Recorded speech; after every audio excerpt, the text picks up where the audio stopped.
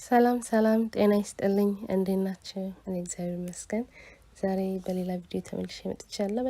በጣም ቀላል ማንኛችንም የምንሰራው ብዙ ነገር ሳያስፈልገን በሶስት ነገሮች ብቻ የምንሰራው ኩኪስ አሰራር ይዤ መጥቻለሁ። ተወዱታላችሁ ብዬ ተስፋ አድርጋለሁ። ወደ አሰራሩ እንገባለን።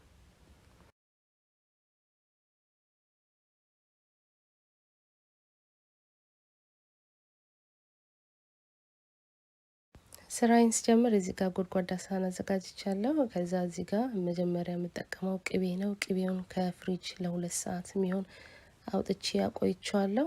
እንደዚህ ቀለጥ ብሎ ለመመታት የሚመች እንዲሆን አድርጌ ከዛ እዚህ ጎድጓዳ ውስጥ ካረኩ በኋላ ቅቤውን በደንብ አድርጌ በማሽኑ መታለሁ።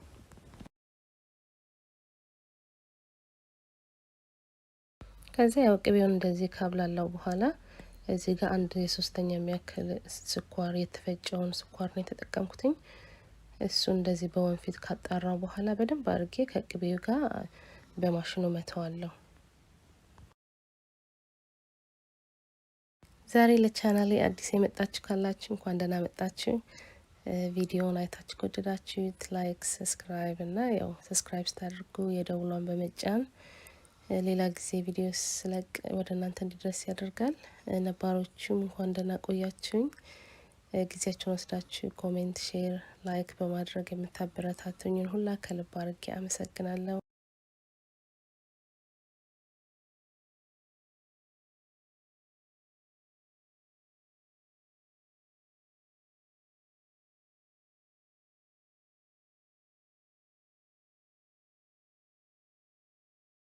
ቪዲዮን አይታችሁ ከወደዳችሁት ላይክ ማድረጋችሁን አትርሱ። አመሰግናለሁ።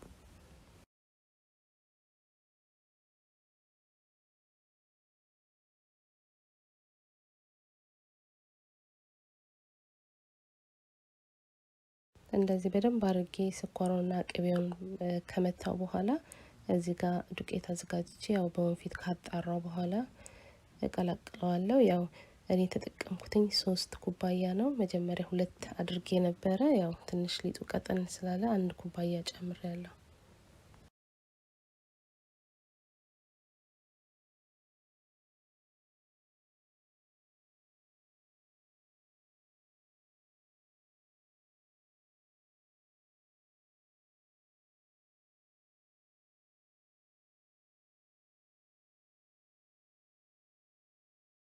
የተጠቀምኩት ፍላወር ኦል ፐርፐስ ፍላወር ነው የተጠቀምኩትኝ። ያው እንደዚህ ካጣራው በኋላ ያው ዳርዳሩን ጠረቅ ጠረቅ እያረኩኝ በደንብ አድርጌ በማሽኑ ከቅቤውና ከስኳሩ ጋር አመተዋለሁ።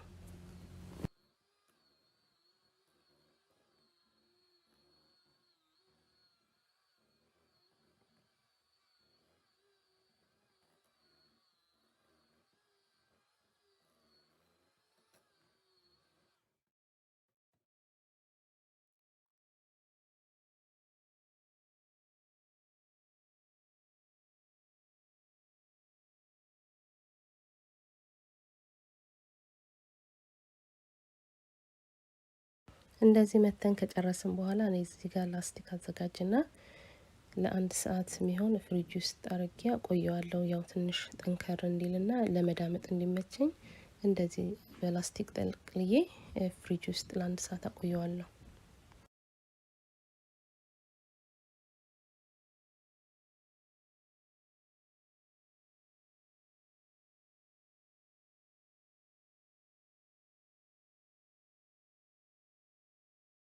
አንድ ሰዓት ፍሪጅ ውስጥ ካቆየሁት በኋላ አውጥቼዋለሁ። አሁን ሊጡም ጠንከር ብሏል። ለመዳመጥ በደንብ ነው የሚመቸው።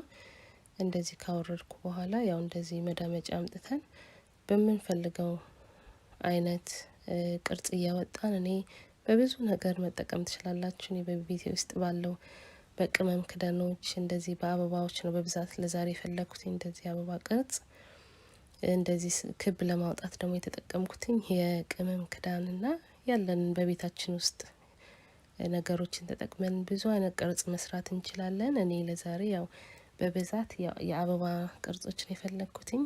እንደዚህ ክብም ከፈለጋችሁ እንደዛ እያደረጋችሁ በቤት ውስጥ ባለው ነገር ቆንጆ ቆንጆ ቅርጾች መስራት እንችላለን።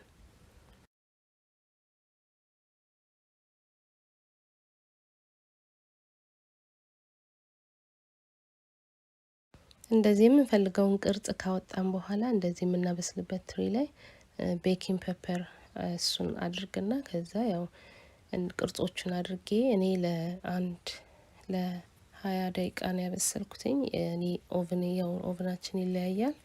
የኔ ኦቭን ጋዝ ስለሆነ 4 ቁጥር ላይ አድርጌ ለአንድ 20 ደቂቃ ነው ያበሰልኩትኝ እና እንደዚህ ቆንጆ ሆኖ በስሎ ወጥቷል። በጣም ቆንጆ ነው። ለልደት ይሆናል፣ ለተለያዩ ዝግጆች መጠቀም እንችላለን። እንዲሁ ሲያምረን በሻይ ቡና መጠቀም እንችላለን። በጣም ቀላል ነው። እንዳያችሁት ብዙ ነገር አያስፈልገውም። ትወዱታላችሁ ብዬ ተስፋ አድርጋለሁ። ሞክሩት። ስለ ጊዜያችሁ በጣም አመሰግናለሁ። ሀገራችን ሰላም ያድርግልን። በሌላ ቪዲዮ እስከምንገናኝ ደህና ሁኑ ባይ